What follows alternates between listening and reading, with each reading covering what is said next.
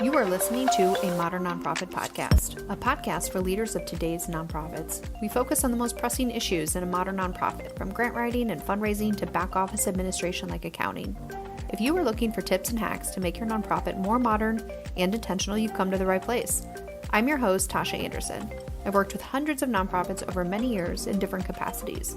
First as an auditor, then a CFO of a nonprofit, and now I'm a CPA that owns the Charity CFO, an accounting firm working exclusively with nonprofit organizations.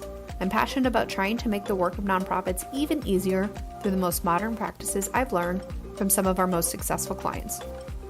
Keep listening. Hey friends, I'm glad to be back with another episode of a Modern Nonprofit Podcast. I'm your host, Tosha Anderson, and today I brought along a new friend of mine, Daniel Grunstein. Daniel, you are the co-founder and CEO of a fintech company called Crowded. And I love talking about businesses like yours that have decided to devote their time and energy to the nonprofit space. So you work with nonprofit organizations, helping them take control and keep track of some of their spending. And of course, this is music to my ears as a CPA that works exclusively with nonprofits.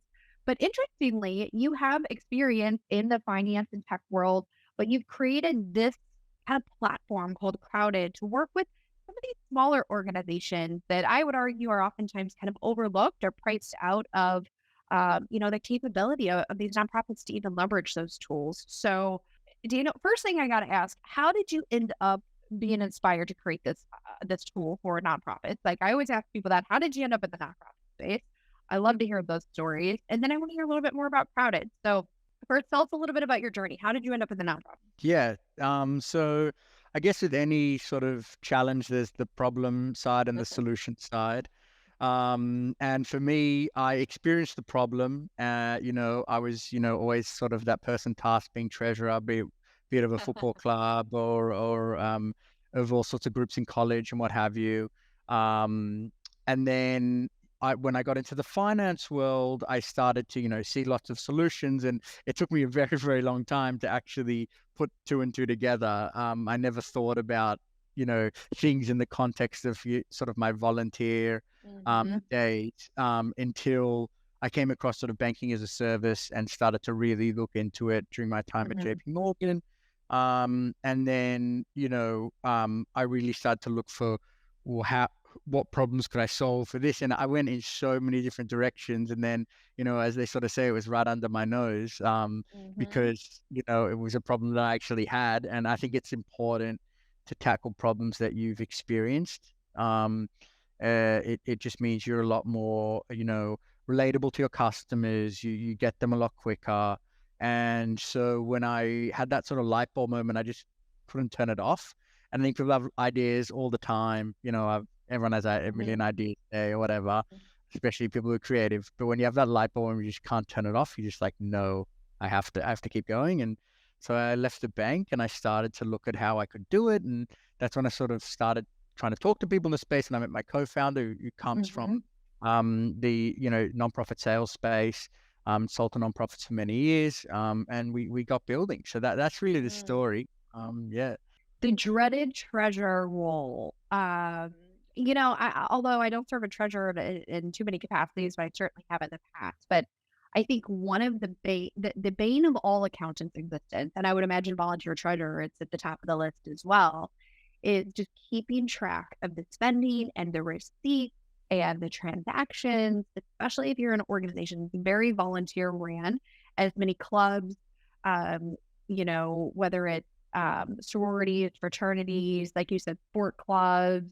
PTO clubs, anything like that, where you have all of these people spending money, and some are doing it on their personal cards and they're getting reimbursement, and some might use a debit card, some might have credit cards, some might be just buying things on an Amazon account and nobody knows who purchased what and what's it for, and is it a legitimate purchase? This is something that I know my team works with all the time for organizations. And I know this is certainly a challenge for all treasurers. So you're good company. And I'm sure when I start talking about the fact that there's not a whole lot of solutions out there for smaller organizations, and you probably came across that, Daniel, in your research, like, okay, I'm a treasurer, I'm tasked with these responsibilities. Like the answer is always, there to be an app for that. There has to be some stuff, right? And sometimes it's a little surprising to find that there isn't one that really exists in the way we need it. So tell us a little bit more about this platform that you created called Crowded. What is it? What does it do? Kind of give us a little bit of an intro onto what you've created here. Yeah, for sure. So I mean, any startup really is either a technology company or a product company, and we're definitely no fancy technology, but we're a product company and we're sort of treasurer obsessed. So Mm, we start from the what I consider to be the root of all evil in treasurer nightmares, which is the handover. So in a mm, PTO, PTA, fraternity, whatever it might be, booster club, even a Girl Scout troop, a different mhm. parent, a different student is running it every year.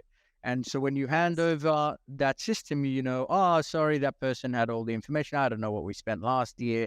I don't know if we filed taxes. I don't even know our Mhm, EIN. So mhm, one of the things we do is that treasure handover, or when you're coming on yourself, not at the period of handover, just cleaning you up, making mhm, sure you have tax exempt status, having a document vault where you can keep all those little documents, your EIN mhm, verification letter, what have you. And then opening a bank account. Because like if you go to a bank, they'll say, find these documents, and then mhm. get all these things sorted, or they won't even worry about your taxes. They'll just make sure you exist. Sure. And then it's all gone for the next person, the next person, the next person. So that was where Mhm, we sort of start, and then we have basically a sort of flow of fund system where they can collect dues, they can collect money for any event, they can mhm, bank those in proper, FDIC insured accounts. You're bringing proper banking to a space which is too often been using, I'd love to say they're using Venmo and Cash Apps, but often they're just using cash, like, mhm. Yeah. really, really, really solutions that aren't sophisticated. And then obviously, as you mentioned, the spending and tracking is just a nightmare. And we basically solve Mhm, that with, one time, both virtual and physical cards, that can be ordered.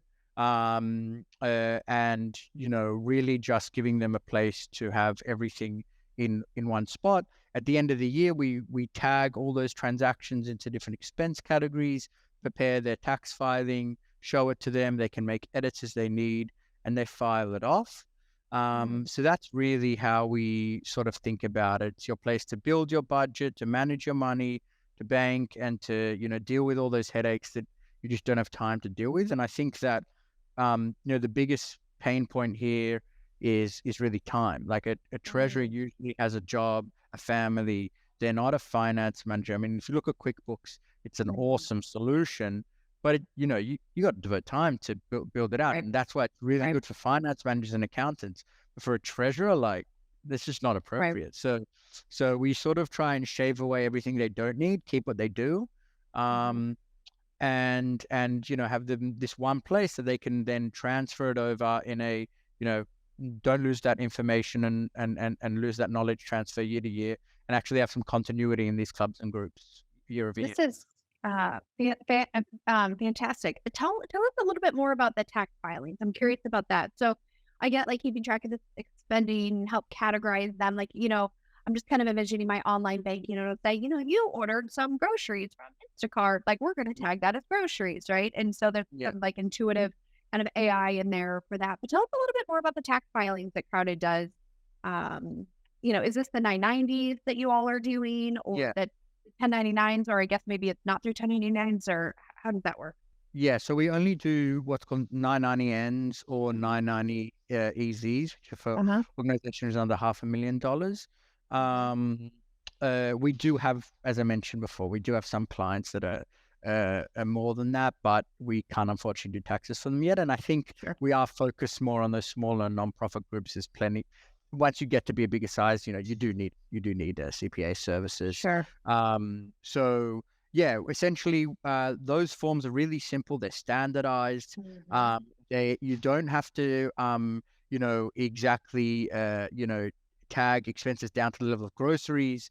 Right. They're very high level expense categories. Mhm. And as I mentioned, they're standardized. So we just tag them. Obviously, if a tag's been misplaced, which happens in any system, it can be edited. Sure. Sure. But that's basically how we do. And then we populate the PDF, and submit. So you had mentioned before, I was originally going to ask, why did you choose on some of these smaller organizations? I know that you had mentioned kind of your ideal client or typical client is typically less than, or I should say user client, is less than 500,000. And interestingly enough, so we tend to work with a little bit larger organizations at the charity CFO, which is my accounting firm. We typically work between like 1 and 5 million. And what I love about your product is that you're really working with those smaller organizations. And I think I read some statistic somewhere um, within the last couple of years that 80% of nonprofit organizations have a budget of less than 250,000. I think that a lot of organizations realize or they just think about themselves, well, we're just a small fish and all these other organizations are much larger. And, they we're still kind of struggling to find our way, or eventually we'll grow to that point. But the reality is the overwhelmingly vast majority of nonprofits will always stay less than that 250,000, right? 80% of Yeah. them was a statistic that I read. And I don't know if that jives with what you've studied, Danielle, in your market, but I think what's really important for all of these nonprofits, whether you're thinking about starting a nonprofit, I always tell people find solutions to keep track of your money from day one, preferably. Don't wait until it's a huge mess and you have to go back. I mean, if you're in that situation, you can get that fixed, but if you could start that way from the very beginning. So those folks that are thinking about starting a club or, some sort of association or file any sort of like, nonprofit application and you get that designation, start tracking these things from the very beginning and understand that you might fall under that threshold of 250,000, which you could use platforms like you're talking about with Crowded that keep track of all your revenue, keeps track of all your expenses, and does your tax filing too. So a lot of people think, well, my nonprofit didn't have a lot of activities, so do I really have to file a tax return? Yes. The answer is yes. If you are a nonprofit, unless you have a religious exemption, so think of a house of worship, not you're a faith-based ministry and, you and a few of your, members of your church decided to start this other organization, like a preschool, for example. This is very common. That does not give you a religious exemption if you start in a separate entity rooted kind of in your community of faith. It has to be a house of worship typically. So anyway, I'm on my soapbox, because I see this all the time, like, oh, I didn't know I had to file a tax return. The IRS will automatically revoke your status after 3 years failure to file your tax return. So even if you had no activity in a particular year, still got to file a tax return. If it's a little bit of activity, still got to file a tax return. And I know that that's an area where a lot of nonprofits get themselves in trouble because they don't have that skill set. They can't afford to hire a CPA. It doesn't really make sense for them to hire a CPA. But they don't have that skill set in-house to know, okay, what do I have to file a tax return? And like you said, Danielle, if you're someone that does these tax returns, they're not overly complicated compared to some of our IRS filings, right? In the grand scheme of the United States, like compliance, they're not overly complicated. So using a system like yours would be a great solution for these organizations that are, less than that $500,000 or $250,000 mark. So was there any other reasons, Daniel, like operationally, that you felt like there's some common themes or why you chose to kind of seemingly market based on your website, like Greek life society or, sororities, fraternities, clubs, that sort of thing? Any other reasons why you would have chosen kind of that market or why this product really makes sense for these organizations? So we launched like in the college space and specifically Greek life, because they're the most messy. Quite frankly, in more ways than one. But yeah, they're just, completely disorganized. I actually, that was where I first noticed the problem. And I think there was just a lot of receptiveness. Young people these days are definitely looking as their default solution to all their problems is technology, and better software. So there wasn't as much market education, like you've devoted your career to doing. It was more like the way I'm going to solve my problem is software. The way I have a problem with even my personal life, I'm solving with software. Yes. So that's why we went there. And then, but we knew from the beginning that one of the problems that had been, there have been people who've tried, not something similar, but things that are not too different to what we do. And one of their problems was that they were very, very verticalized. So there would be a payment processor for fraternities. There's a payment processor for summer camps. There's a spending solution for X, what have you. spending solution for booster clubs. There's one or two. And really, all these organizations have the same pain points. They have the same problem. They have the same user story.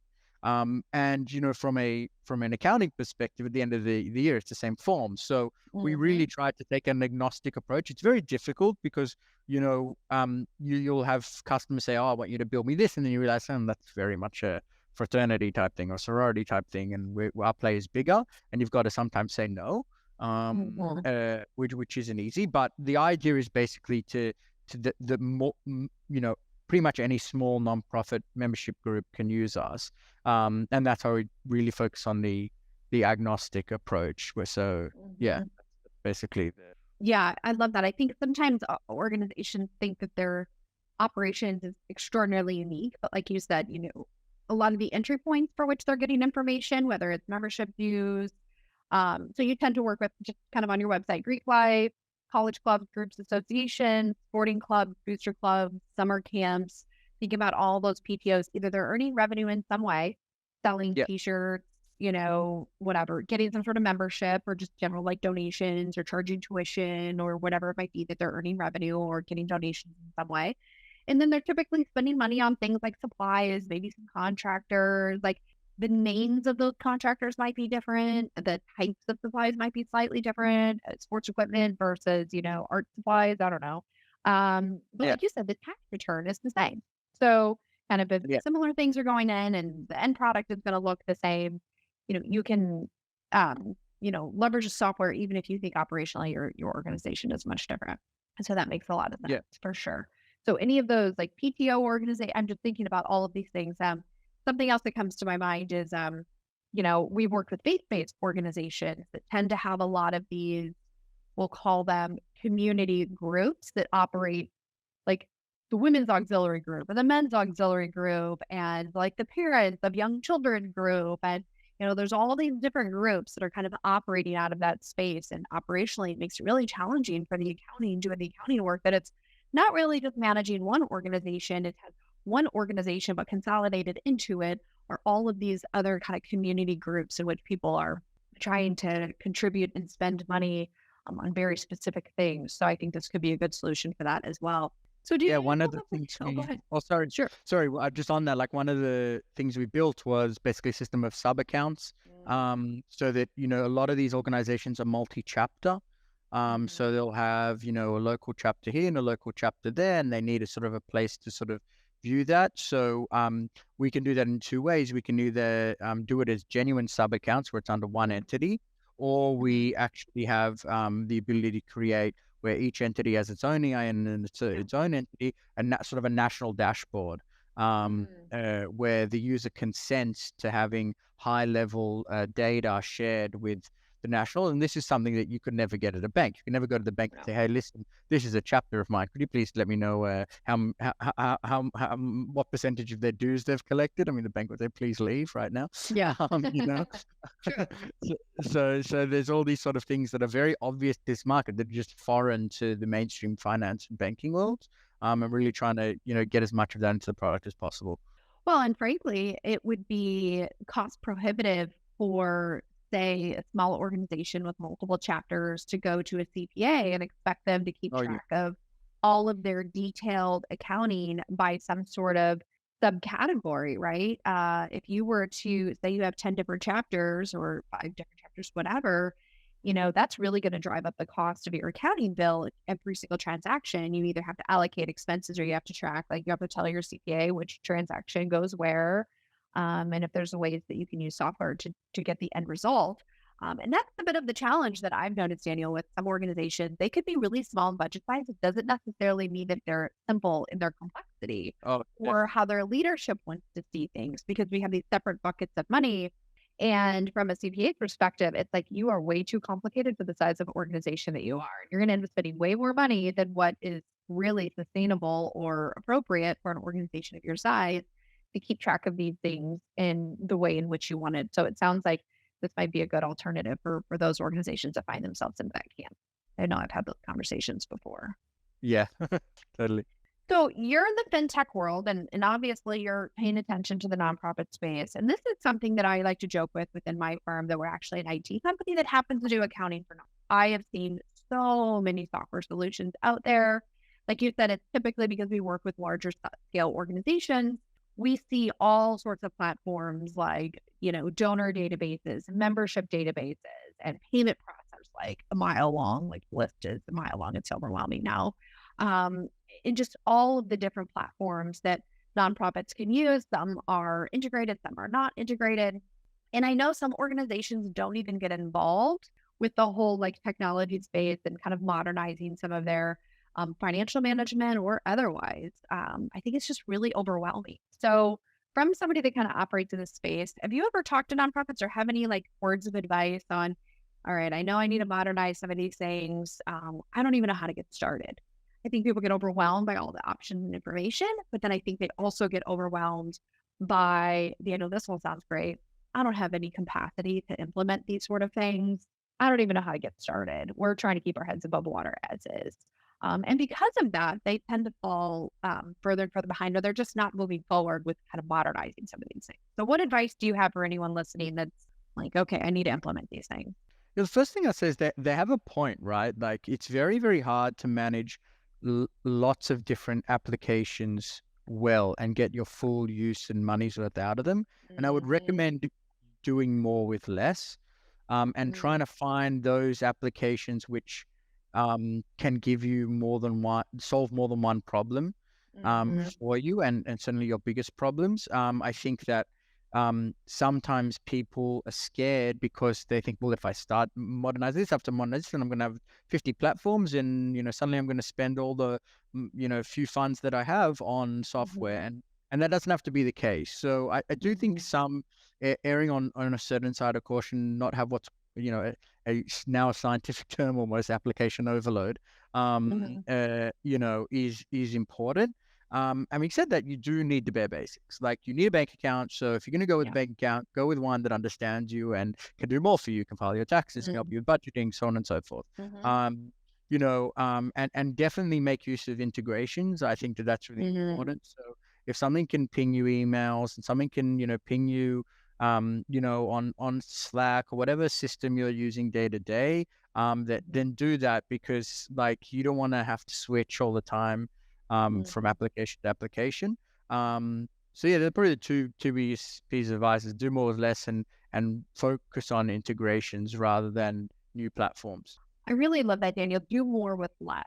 And I tell people a lot of times that in my advice for people is look at software that seems fairly intuitive. Because you had mentioned, Daniel, earlier, and I want to go back to this point because I thought it was a fantastic point, that the biggest, I think, point of friction or confusion or where things really fall apart with financial management is that, Mm. right? In our world, it's certainly maybe the treasurer, but the accountant doing the work. And in this case, with the types of organizations you're working with, typically the treasurer is doing the accounting, right? I have a neighborhood association that's kind of going through something, different groups and clubs that I'm in, that it's such a nightmare to try to get those records and things like that. So when you're looking for software, think about something that's fairly intuitive that I think is pretty user friendly that the next person in line will be able to understand pretty easily. And maybe document like the functionality of how you use these things or where the stuff is stored. And what I really like about platforms that are very user friendly, it's very easy for the next person to come in and just get up to speed pretty quickly. And we've had organizations, it's like, no, we're really special and we've got all this complexity and we need to have this like really, really sophisticated accounting system. And I'll tell them, okay, that's fine. But when you implement that platform, that's going to make sense to the person that was there during the implementation. And I've experienced this before in my own life back when I used to work for a nonprofit. I was there and we had this really sophisticated, very expensive platform. You had to have something short of a computer science degree to actually be able to import things into the software. I kid you not. You had to have this whole text file with all this coding. And if you corrupted that file, you're just toast. I mean, the feature is Yeah. basically broken. And I don't do coding. So, anyway, get a platform that while it might make sense for the person now, that you can guarantee or that there are resources out there or that it's easily trainable to the next person. Because if you get a system that works really, really well now for this person, that person will eventually leave. And then a lot of that functionality of that software, to your point, Daniel, might become underutilized, not usable at all. The integrity of the accounting might start to kind of fall apart. The structure of how you've set it all up might have made sense to that person, doesn't really make sense anymore. So kind of think about the transferability of those platforms to the next person in line, and make sure it's fairly intuitive. That's a big piece of advice that I find. And oftentimes I talk people into using less expensive options that are a little bit more out of the box, because you can customize them to a certain degree. It's like, you don't need to spend all of that money on something, to your point, Daniel. You won't end up using all of the features anyway. So get what you need, buy what you need. And like you said, kind of consolidate some of those features. I like that tip too. So Daniel, if people want to find more about this platform that you've created, where should they go? What is the easiest, means to get in touch with you, or to see a little bit more about what this platform has? Definitely website bankingcrowded.com. Actually recently launched a new website. You can sign up for an account right there and then, and you sort of have play around yourself, or we can do a demo and hear the needs of your organization and make sure it's all customized for you. So you can do both those things through our website.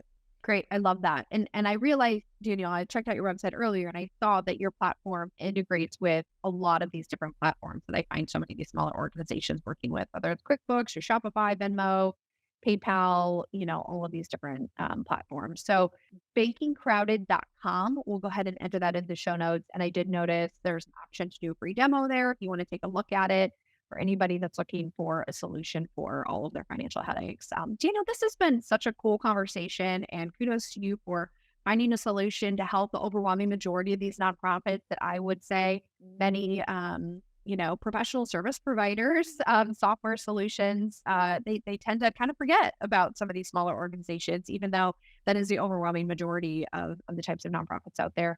So thank you again for creating the solution, and hopefully you all that are listening found this useful. Again, go to bankingcrowded.com. Daniel, thanks so much for this conversation. Thanks so much, Tosha. Thank you. Thank you for listening to a Modern Nonprofit podcast powered by the Charity CFO. If your nonprofit is needing help with accounting or bookkeeping, head on over to thecharitycfo.com to find information on the work we are doing with other nonprofits.